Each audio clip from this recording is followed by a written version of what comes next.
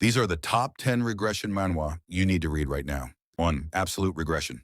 Absolute Regression tells the tale of a warrior who sacrifices everything to unleash the great regression technique, resetting fate to conquer enemies that once destroyed his world. With each rewind, the stakes rise, and his enemies grow suspicious. Will his second chance be enough? 2. The 100th Regression of the Max Level Player Revenge. A brutal death game. One player, 100 lives. With each regression, he remembers more. Every mistake, every betrayal, every death. The pain doesn't fade, the madness grows. But he's still here, still fighting. Max level, battle-scarred, and barely human.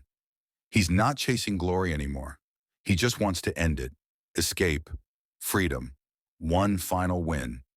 The max level player's 100th regression begins now. 3.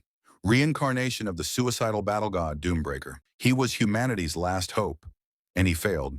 But at the edge of annihilation, the gods gave him one more shot. Now Zephyr is reborn, sent back in time to rewrite the end. Fueled by rage, haunted by loss. He's not just fighting monsters, he's defying fate itself. Doombreaker isn't just revenge, it's redemption, rewritten in blood. 4. SSS Class Suicide Hunter. He was just another face in the crowd, until death became his greatest weapon. In SSS Class Suicide Hunter, every death lets him copy the powers of the strongest. But with every revival, obsession grows, insanity fades. This isn't just regression. It's a deadly spiral of power, purpose, and sacrifice. Can he survive the one thing he can't control? Himself? 5. A returner's magic should be special. The world is ending, again. But Desire Armin is sent back to his school days, now armed with future knowledge. This is a returner's magic should be special, where friendship, strategy, and magical combat intertwine as one student takes on fate itself. 6th, Return of the 8th Class Mage. He gave everything to the Empire, and they killed him for it. But death wasn't the end. Now he's back, decades in the past, with all the power of an 8th Class Mage, and a score to settle. Return of the 8th Class Mage isn't just a second chance. It's magical revenge at its finest. 7. Infinite Leveling Murim. Killed in a brutal ambush, a weak disciple wakes up at the beginning of his training with a mysterious leveling system. Infinite Leveling. Murim combines classic wuxia with OP progression, all fueled by the burning desire for redemption. Killed in a brutal ambush, a weak disciple wakes up at the beginning of his training with a mysterious leveling system. Infinite Leveling. Murim combines classic wuxia with OP progression, all fueled by the burning desire for redemption.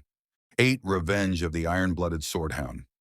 From loyal hound to betrayed warrior, Vakir returns from death to tear apart the very nobles who used him. In Iron-Blooded Swordhound, revenge is patient, brutal, and unstoppable. And Vakir, he's colder than steel. 9. Return of the Crazy Demon. Li Zaha fell chasing power and woke up in his 20s. Armed with future knowledge and deadly skills, the mad demon gets a second shot at revenge and at becoming the god of martial arts. This time, nothing will stop him. 10. Swordmaster's youngest son. Jinrung Kandel was born into the greatest Swordmaster clan, but no matter how hard he trained, he was cursed, weak, mocked, and eventually banished. Just when he found power through a god's contract, he died. But fate wasn't done with him. Jin wakes up as a baby, memories intact, powers brewing. This time he's not chasing approval. He's claiming the throne he was born for.